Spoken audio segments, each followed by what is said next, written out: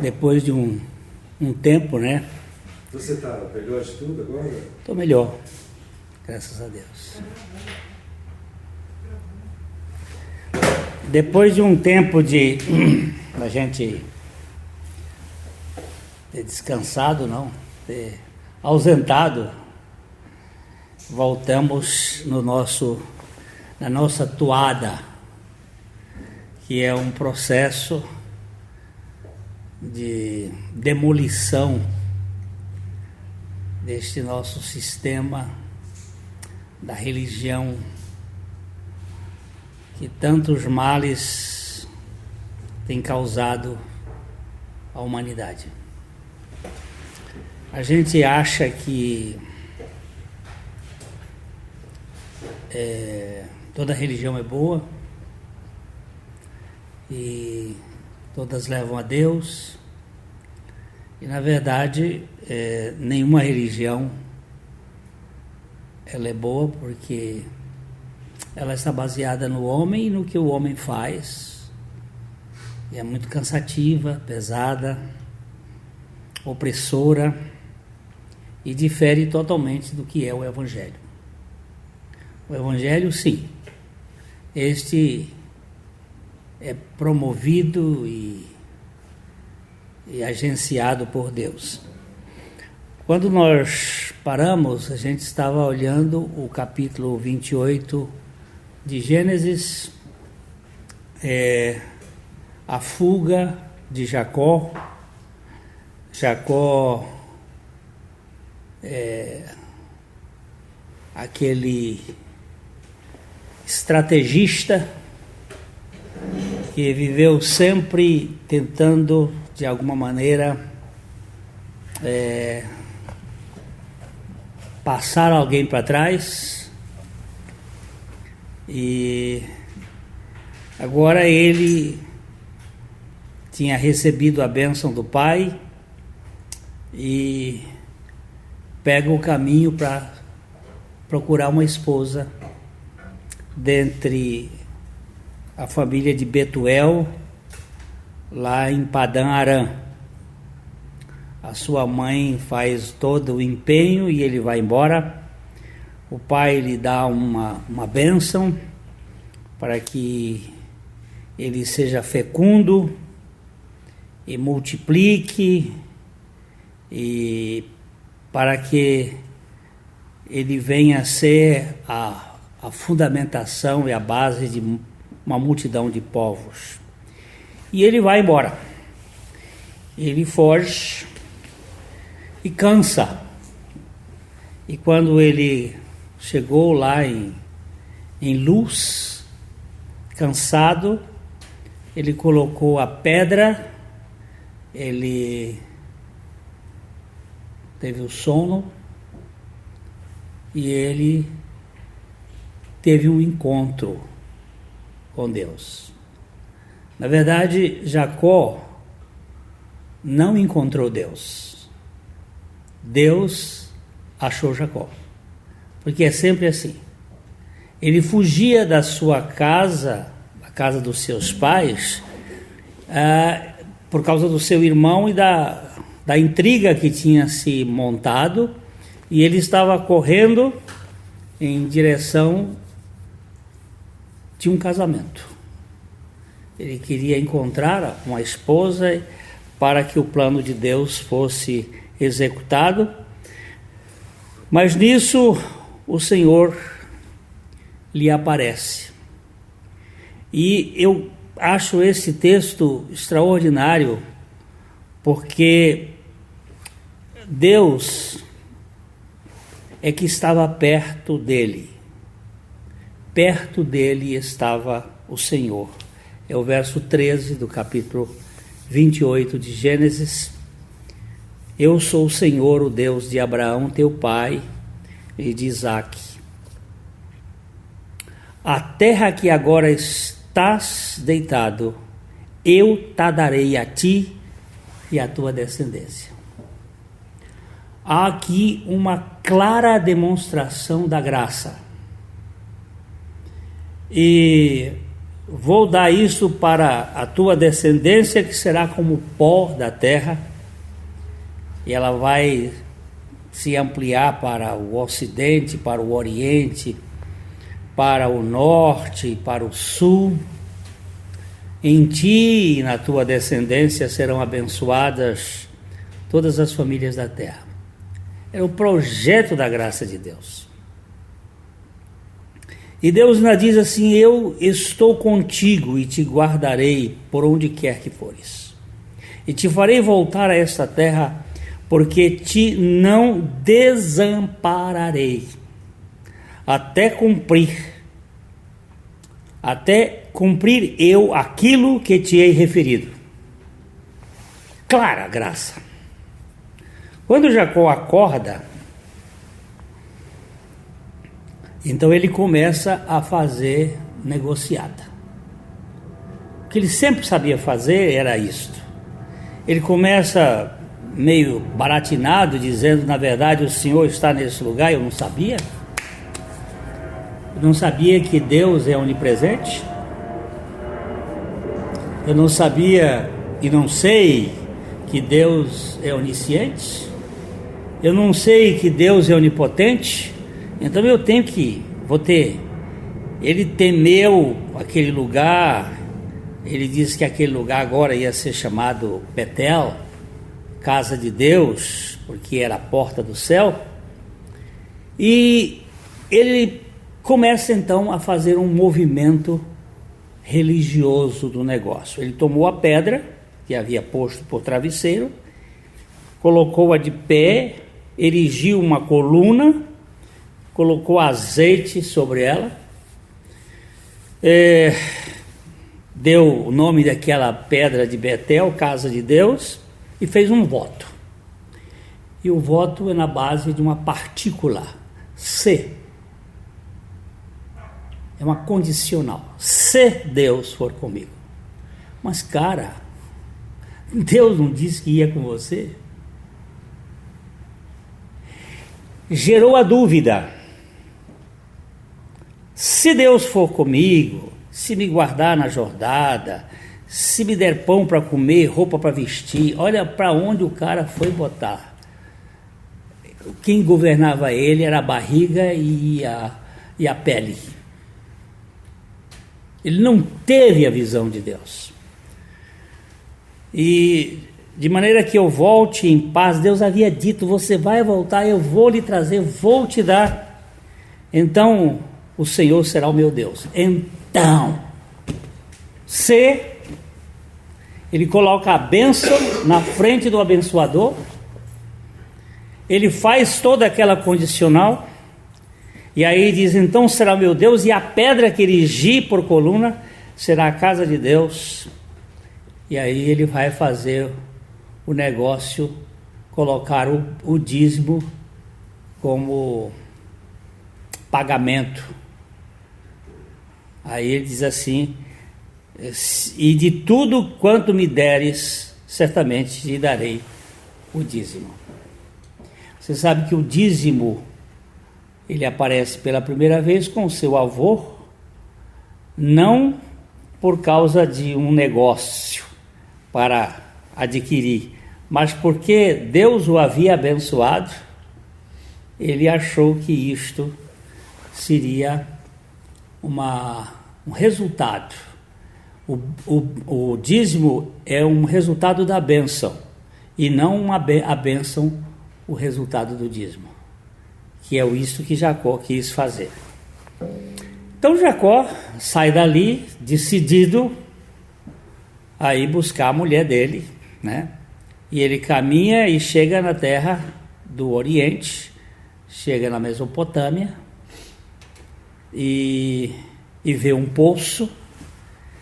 3 rebanhos já estavam deitados ali, e alguns dos pastores. Então vocês sabem todo aquele caminhar já estamos no capítulo 29, todo aquele caminhar de Jacó para encontrar-se com Labão.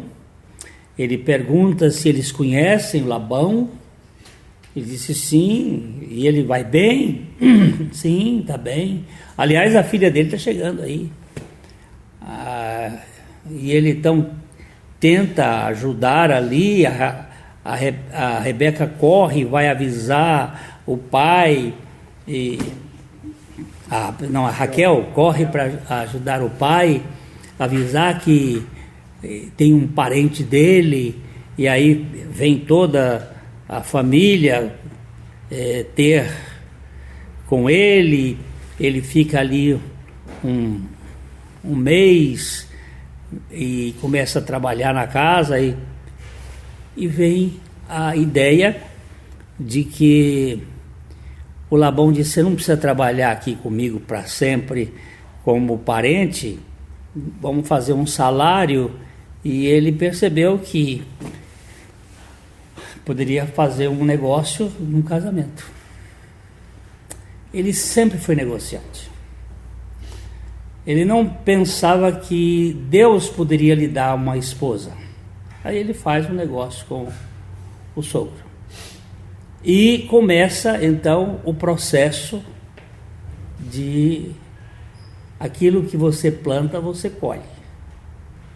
Ele que foi um enganador, agora ele ia achar um mestre mais gabaritado, né? Ele enganou o pai, agora era o pai da lei, o sogro, quem vai passar ele para trás. E o que aparece é que a gente se acostumou a fazer da religião ou do negócio uma religião para conquistar Deus e não a relação de filho para usufruir da casa do pai. Ele fala disse Labão a Jacó: acaso por seres meu parente irás servir-me de graça? Dize-me, qual será o teu salário? Labão tinha 2 filhas, Lia, a mais velha, e Raquel, a mais moça. Lia significa cansada. E aqui nós vamos verificar uma coisa que vai trabalhar essas 2 mulheres como 2 realidades espirituais: a carne versus o espírito. Lia é a carne, é a mais velha. Você vai sempre olhar que na revelação do Evangelho, da religião e do Evangelho, o mais velho sempre tipologicamente significa a carne, a religião. Por exemplo, Caim e Abel. Caim é a religião, Abel é o Evangelho. Caim é o suor, é o esforço. Abel é o sacrifício, é o cordeiro. Você vai ver Ismael e Isaac, a carne e a promessa. Você vai ver Esaú e Jacó, eles 2 mesmo, Jacó. Você vai representar Esaú, o profano, o que não dá importância às coisas sagradas. Jacó é o trapaceiro, mas é o que vai ser convertido. O Esaú nunca achou lugar de arrependimento. Você vai verificar isso também no filho mais velho e o filho mais novo da parábola do pai bondoso, chamada parábola do filho pródigo. Você vai ver isto também em Marta e Maria, a mais velha, sempre representando a carne e aquilo que é o esforço. E também você vai verificar também na parábola do viticultor, o filho mais velho, o filho mais novo. Isso você vai ver em Saulo e Paulo na mesma pessoa, o homem velho e o homem novo. E você vai ver isso em Adão e Cristo, o primeiro homem, o segundo homem. É bem tipológico. E aqui as duas, Lia, a mais velha, Raquel, a mais moça. Lia significando cansada, porque a carne cansa. Talvez por isso que o Senhor Jesus tenha dito: vinde a mim, todos vós que estáis cansados e sobrecarregados, e eu vos aliviarei. Enquanto que Raquel significa ovelha. E é muito interessante, porque o Senhor Jesus se apresenta como pastor. Ele diz que as suas ovelhas ouvem a sua voz. Ele mostra no Salmo 23 que quando o Senhor é o meu pastor, eu não tenho falta. Então, essas duas mulheres, elas vão representar esses dois polos, o polo da religião e o polo do evangelho.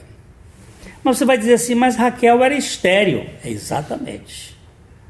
Ela não pode gerar filho, porque no evangelho não sou eu que tenho que gerar, é o Todo-Poderoso que vai agir nas nossas vidas. Lia tinha os olhos baços. Outra versão diz: tinha os olhos formosos. Alguém achar que ela era um pouco caída. Eu acho mais essa ideia de olhos assim, sem brilho. Não tinha muita vivacidade. Como a carne, a alegria da carne é uma alegria muito transitória, de ressaca, termina na ressaca e gera uma sensação depois de frustração, porque não é uma alegria que fica, que ferve de dentro para fora. Porém, Raquel, essa versão diz assim, era formosa ou elegante, tinha porte, era bonita, linda, uma ideia de uma pessoa mais desencanada, cativante, não voltada para si mesma, não fechada, de porte e de semblante. É muito interessante que Caim, quando ele não se viu aceito, a Bíblia diz que caiu-lhe o semblante, perde aquela condição de alegria, se torna muito introspectiva, muito voltado para si mesmo. Jacó, diz aí o texto no verso 18, que ele amava Raquel, e ele disse: negócio, vamos fazer uma coisa, eu te sirvo 7 anos por tua filha mais moça.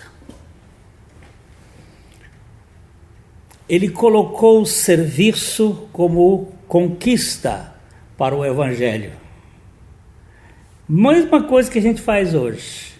Nós queremos servir para conquistar e não servir porque fomos aceitos.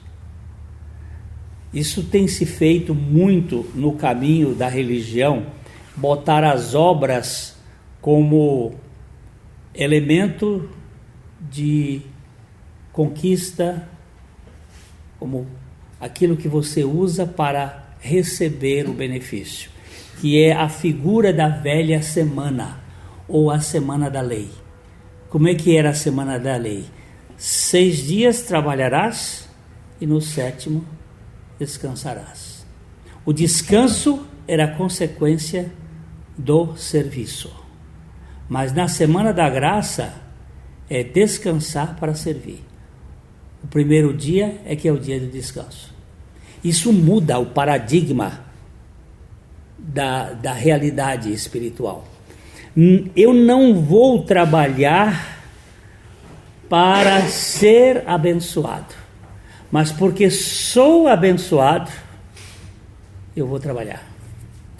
O trabalho não é mérito, o trabalho é prazer. Na vida cristã, eu tenho que compreender esta realidade espiritual. Jacó amava Raquel e colocou Raquel, a conquista de Raquel, como resultado do seu labor. Estou pronto a servir 7 anos por ela, conquanto que eu a tenha. Comprou, era uma forma de dote, estou pagando. Isto é muito comum a gente ver dentro da religião. Na religião, a salvação normalmente vem pelas boas obras e não pela graça. Pelaquilo que você faz para receber.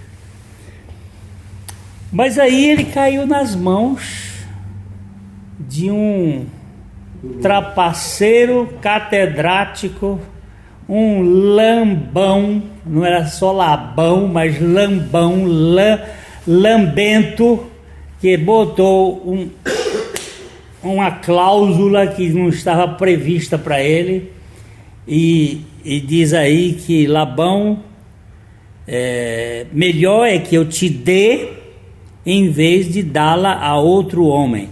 Mas na verdade não é que eu te dê, melhor é que eu te venda, é que eu troque contigo,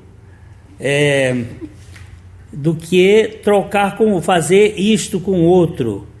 Melhor é eu me garantir contigo do que me garantir com outro. Este é um dos sentidos do verbo Nathan, que também pode ser pagar salários, negociar. Melhor eu negociar contigo do que eu negociar com outro. E fica, pois, contigo. Assim, por amor a Raquel, serviu Jacó 7 anos, e estes lhe pareciam como poucos dias, pelo muito que a amava. 7 anos trabalhando, ele fez pagamento antecipado. Aí disse Jacó a Labão: já cumpri aqui a cláusula, dá-me, pois já venceu o prazo, para que eu me deite com ela, me case com ela. Aí o Labão, mais do que justo,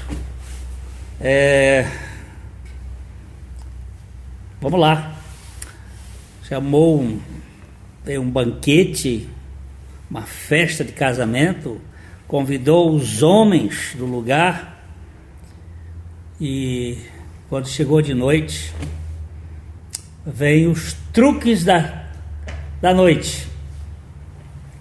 Ele colocou a filha mais velha, a Lia, e a religião sempre trabalha com isso, a sua filha, e entregou a Jacó, e ele coabitou no escuro, sem saber quem era. Hoje a gente tem todos esses recursos de lâmpadas. Naquele tempo era no máximo um fifó, um pequeno candeeiro, mas tinha também o véu que elas usavam. E para a serva de Lia, ele deu Labão Zilpa, uma síria para ser a dama de companhia. Mas depois de toda a noite escura tem uma manhã ensolarada. E essa manhã revelou a fraude, a trapaça, a vitória do engano. E estava lá a cansada, a baça, a desalentada. E Jacó ficou indignado. Ele vai no gogó do sogro e disse: que é isso que me fizeste? Como se ele não fosse o próprio doutor da trapaça. Já tinha trapaceado o pai, já tinha trapaceado o irmão, ele tinha feito quantas trapaças, e agora ele está indignado, porque é assim, nós vemos melhor o nosso pecado quando nós vemos no outro. Normalmente, quando nós nos indignamos com alguém, com alguma coisa, é sinal de que nós estamos vendo aquilo que nós temos. Quem és tu que julgas a quem quer que seja? Pois naquilo que julgas o outro, a ti mesmo te condenas, porque praticas as próprias coisas que condenas. Normalmente isso acontece. A gente olha para o outro, vê aquele comportamento esquisito no outro, porque a gente diz que macaco não olha para o rabo, né? A gente nunca consegue se enxergar nesse teor. E ele ficou muito indignado. Não te servi eu por amor de Raquel? Por que, pois, me enganaste? Ele aqui recorre a um princípio do direito. Ele disse: não paguei o salário certo, eu não fiz isso por amor a Raquel. E por que você me enganou? Então tinha uma cláusula nesse contrato que Labão não tinha dito. Ele disse: aqui não é assim não, meu rapaz, não se faz assim em nossa terra. Dá-se a mais nova antes da primogênita. É que a religião sempre esconde as coisas, e a bênção está sempre na base de algum detalhe escrito com letrinhas miúdas, igual esses seguros que você compra, que tem umas cláusulas imperceptíveis, e na hora do contrato que tem o negócio, a vantagem que você podia levar, não leva. Decorrida a semana desta, dar-te-emos também a outra, pelo trabalho de mais 7 anos que ainda me servirás. Agora ele ia receber, depois da lua de mel, com a Lia, você vai receber a outra por mais 7 anos. A primeira foi por prazo vencido, a segunda é a prestação. Você adquire, mas 7 anos depois você vai estar liquidado. Eita, mundo dos negócios! Esse é o mundo da religião, que faz com que nós nos percamos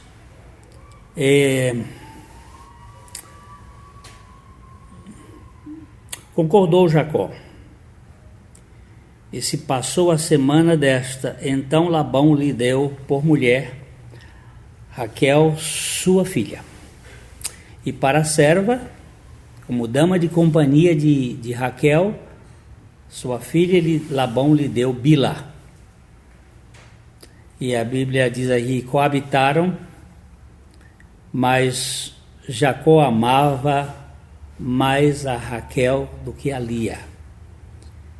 E continuou servindo Labão por mais 7 anos. Essas duas mulheres aqui, elas estão representando, portanto, 2 tipos de relacionamento. Raquel era o amor de Jacó e Lia era o contrato de Labão. Era apenas uma questão de tradição.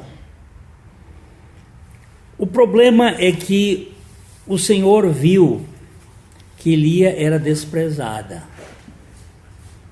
porque Jacó tinha preferência. Isso vai aparecer com um outro caso na Bíblia, que é Ana com Penina, lá no capítulo de 1 Samuel, eram 2 mulheres também que tinham esse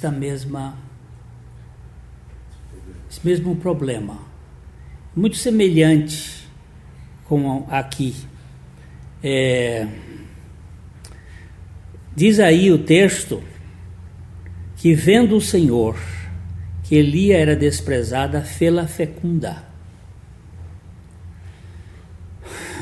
Ao passo que Raquel era estéril. Eu quero gastar pouquinho tempo aqui, mas só lembrar o seguinte: a carne, ela é muito produtiva. Só que o que a carne faz não se aproveita nada.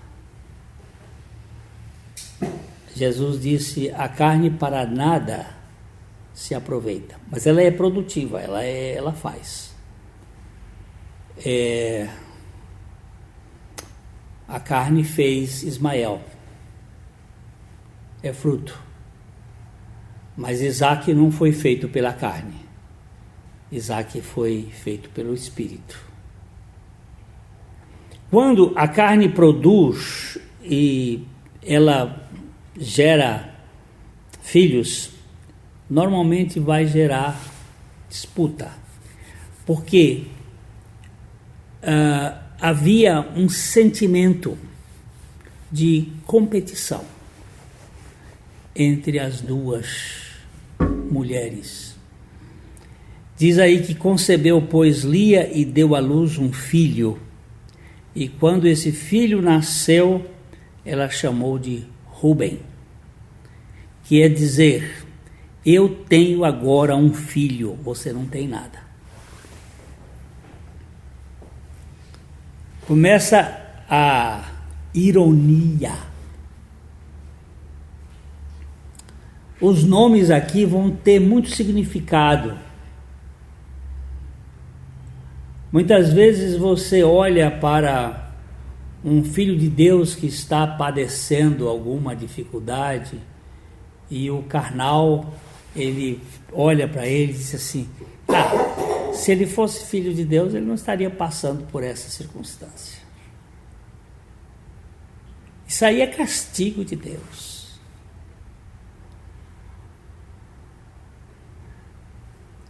Um dia eu conversava com uma senhora muito, eu vou dizer assim, irônica. E uma família estava sendo triturada dentro do processo de Deus, que é aquilo que você faz, como Jesus passou também no Getsemane, que é a pedra de espremer o azeite. Aquela família estava passando por algumas aflições, e aquela senhora conversando comigo, ela disse: essa família está sob o castigo de Deus, deve ter cometido pecados muito sérios. E aquilo tinha uma ironia e quase que um sabor de baba escorrendo pelo queixo. E eu que conhecia mais o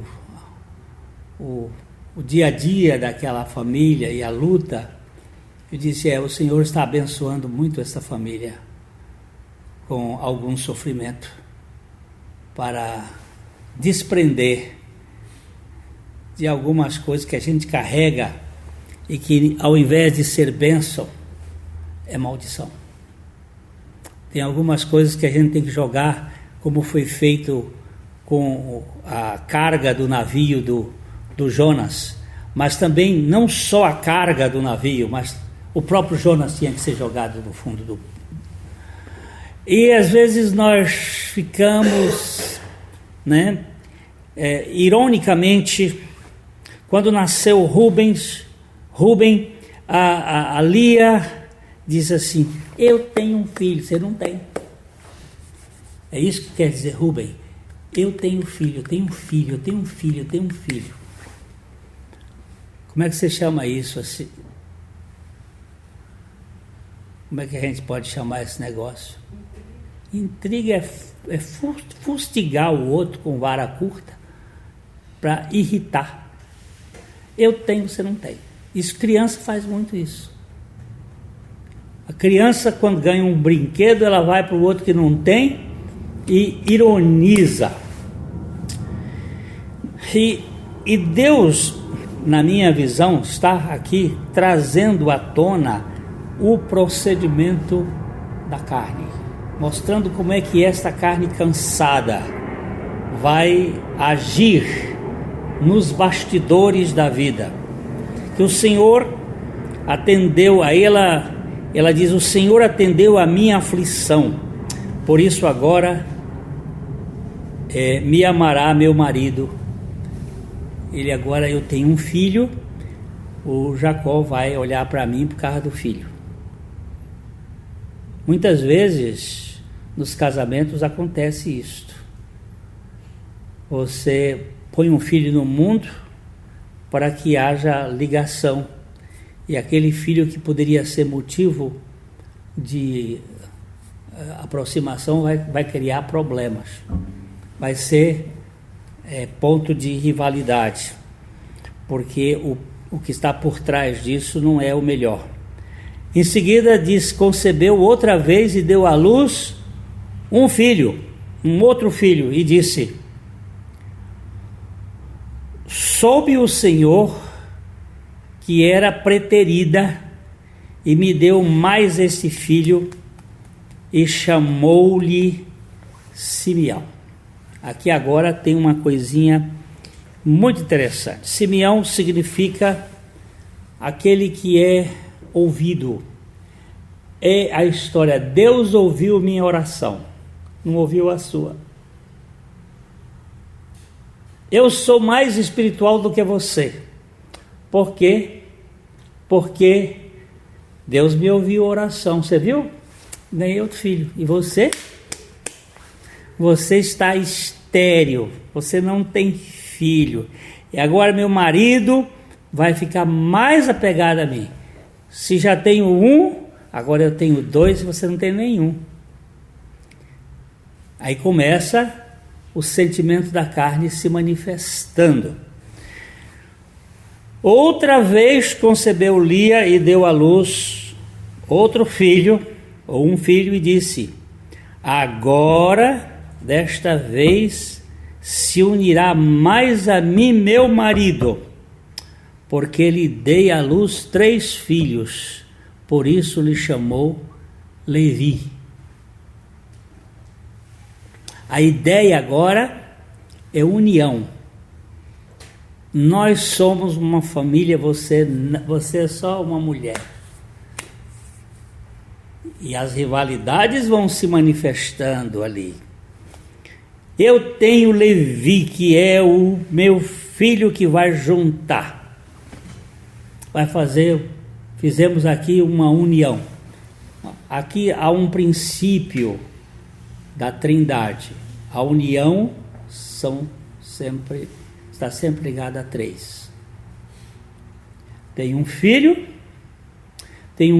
porque Deus ouviu, e tem um filho agora que vai produzir a união. Dentro desse princípio de competição, a coisa vai chegando mais para frente, De novo concebeu e deu à luz um filho. Então disse, ela sempre tinha alguma coisa para dizer: esta vez louvarei ao Senhor, e por isso lhe chamou Judá, e cessou de dar à luz. Eu sou mais espiritual, eu sou aquela que vou louvar a Deus. Você não tem nem motivo para louvar a Deus, você é estéril. A carne, ela é irônica, a carne é persecutória, ela gera um estado de perseguição e de comparação, e ela vai gerando aquela coisa toda. Ela fica muito provocativa. Imagina a tenda de Raquel ali, estava ali a sua dama Bila, depois aqui a tenda de Lia e da sua dama de companhia Zilpa, e que fofocaiada, 4 mulheres. A gente não tem as entrelinhas, só deixam alguma coisa para a gente ver o que estava acontecendo naquele ambiente, e entre alguém que ia representar o evangelho e alguém que representava a religião. O que aconteceu no capítulo 30? Nós temos aqui Raquel não dava filhos a Jacó. Quanto tempo se passou isto? 4 aparições? Daí para lá. Possivelmente os 7 anos em que ele estava trabalhando para pagar a parcela da Raquel. E menino nascendo, e Raquel queimando por dentro, que aparece a palavra teve ciúmes. Teve ciúmes. A inveja começa a ferver, provoca a ira, provoca um sentimento de inadequação, e ela ferve e fica um pouco agressiva. Ela vira-se para Jacó e disse: dá-me filho, senão morrerei. Como se o Jacó fosse o responsável pela sua esterilidade. Dá-me filhos. Então Jacó se irou contra Raquel e disse: acaso estou eu no lugar de Deus, que ao teu ventre impediu frutificar? Deixa eu falar um pouquinho aqui. Muitas vezes na nossa vida espiritual, nós não temos assim uma frutificação como gostaríamos, e comparamos com outra pessoa e começamos a ficar azedos, murmurantes. E isso pode ser um trabalho de Deus na nossa vida, para remover todos os resquícios do nosso ego, para que nós possamos depender dele em tudo. As mulheres estéreis na Bíblia sempre vão representar a obra de Deus na vida dos filhos de Deus. Eu não posso produzir vida espiritual. Tem que ser Deus que vai produzir isto em mim. Sara foi assim, Rebeca foi assim, Raquel foi assim, Ana foi assim, A mãe de Sansão foi assim, Isabel foi assim. Sempre a estéril vai tipificar o evangelho em que Deus vai fazer a obra dele e não o homem a sua própria obra. Jacó ficou muito constrangido, a palavra aqui irou, que tem o sentido de ficar com o nariz fungando assim, quando a sua face, quando você fica, sou eu por acaso Deus? Olha bem aqui, estou eu no lugar de Deus? A vida espiritual, guarde bem isso, não é você que vai viver, não sou eu que vou viver. A vida espiritual é Cristo vivendo em nós. Não é o esforço do homem, não é a capacidade humana, é a misericórdia de Deus, é a graça de Deus. Nós precisamos ganhar esta revelação da morte de nós mesmos, como era morto o útero de Raquel. Era estéril.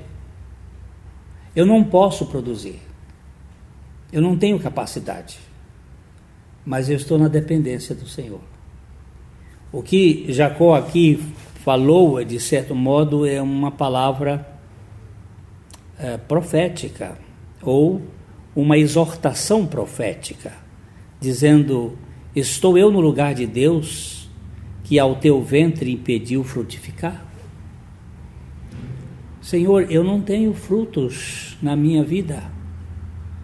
Senhor, dá-me filhos, dá-me frutos, dá-me obras, ou que eu possa encontrar as tuas obras que tu mesmo preparaste para que eu seja um instrumento das tuas obras. Mas quando ele disse isto, a Raquel criou uma estratégia, que é o perigo nosso também. Eis aqui Bila, Sara, eis aqui Bila, minha serva, coabita com ela, para que dê a luz e eu traga filhos ao meu colo por meio dela. Isso já tinha acontecido lá com a sua bisavó.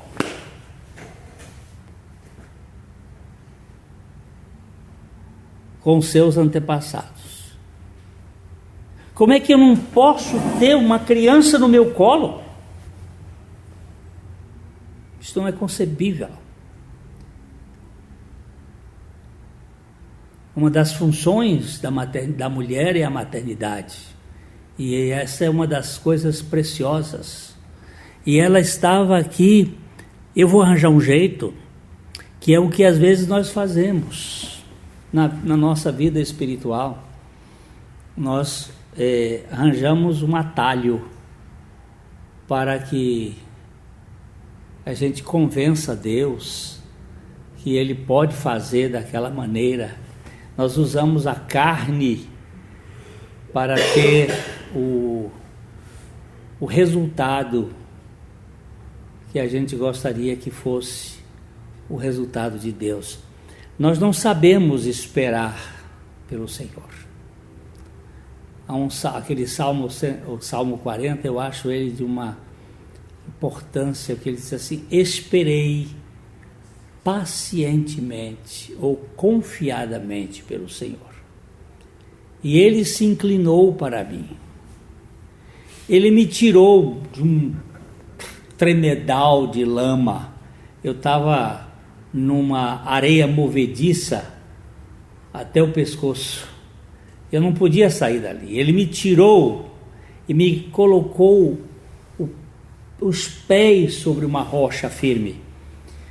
Quando eu olho para aquela rocha firme do salmista, eu sempre penso no Senhor.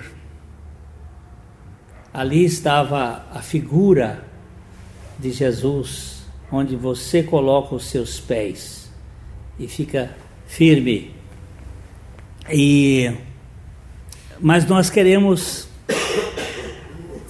rapidamente encontrar uma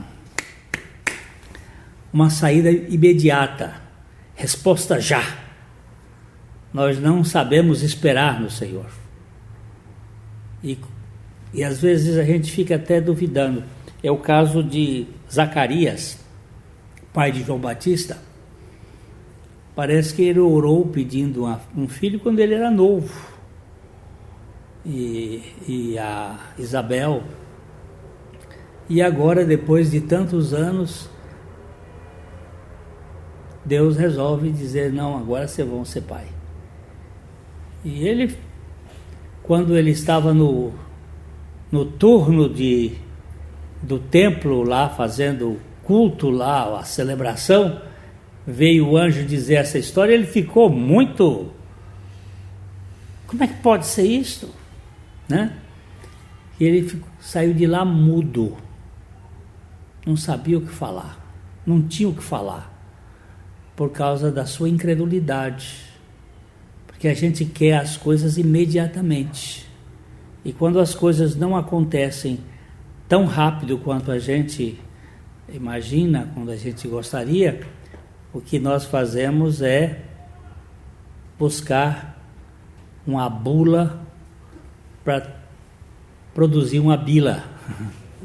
Procuramos uma forma de resolver os problemas do nosso jeito, porque nós queremos uma criança no nosso colo.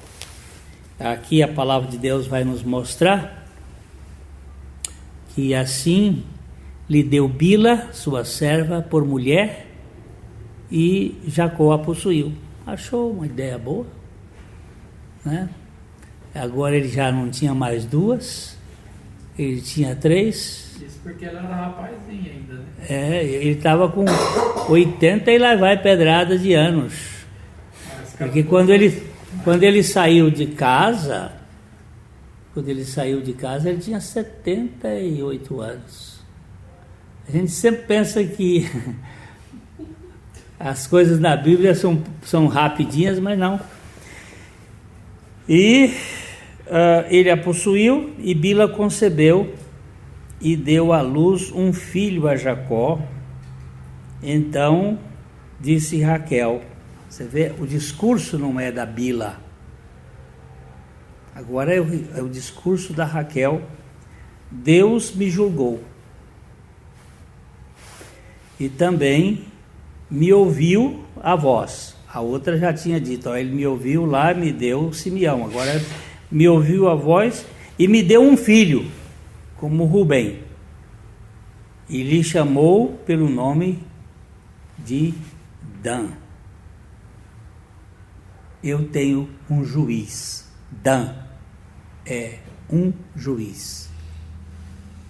A tribo de Dan é uma tribo que sua característica foi o julgamento, o juízo. E aqui nós temos o quinto filho de Jacó, o primeiro de Bila, a serva de Raquel, e que representa uma espécie de revanche, juízo. Deus me julgou. Às vezes a gente vê isso nas disputas, nas coisas. A primeira coisa que a gente vê quando está perdendo é que Deus, eu preciso da justiça de Deus, que Deus julgue. E a gente clama e pede o juízo de Deus. Ok, eu vou parar aqui hoje, porque a gente tem muita coisa ainda para tentar verificar aqui, mas você vai ver essa luta do Evangelho né? E a religião, da primeira mulher e a segunda, da carne versus a impotência do homem, mas pela graça, que isso se vive hoje. Se vive nesse momento histórico, essas mesmas coisas, esses mesmos sentimentos. Eu costumo dizer o seguinte: nesses anos todos de história da humanidade, você pode dizer que, em termos tecnológicos, o homem cresceu, evoluiu. Hoje nós temos, por exemplo, este aparelho aqui é um avanço extraordinário. Aqui eu tenho uma biblioteca, eu tenho uma discoteca, eu tenho uma cinemoteca, eu tenho uma porção de coisa aqui dentro disso aqui. Coisa maravilhosa. Houve uma evolução muito grande no campo das ciências, a tecnologia, na medicina, na aeronáutica, mas em termos psicológicos, nós somos tão primitivos como primitiva era essa turma. Nós somos a mesma coisa, é ciúme, é inveja, é competição, é ironia, é a mesma coisa de sempre. Não houve evolução, porque o homem é um bicho caído, perverso, muito mais perverso do que nós imaginamos, e só um milagre de Deus para transformar um Jacó trapaceiro num Israel príncipe de Deus, ainda que manco, mas tem que ser assim. Tem que trazer no seu corpo as marcas de Jesus. Tem que haver um milagre de Deus nas nossas vidas. E nós paramos aqui no Dan, que é um danado e um danoso princípio de juízo, até mesmo de vingança, a gente se sentir assim, como é que eu vou dizer, compensado. Lavei a alma, porque você, está vendo? Eu também sou abençoado, eu também estou aqui tendo um filho. E aí começa a disputa, que é a característica nossa. Que Deus tenha misericórdia de nós e nos leve ao quebrantamento, para que nós dependamos e vivamos somente dele, por ele e para ele, para a glória dele.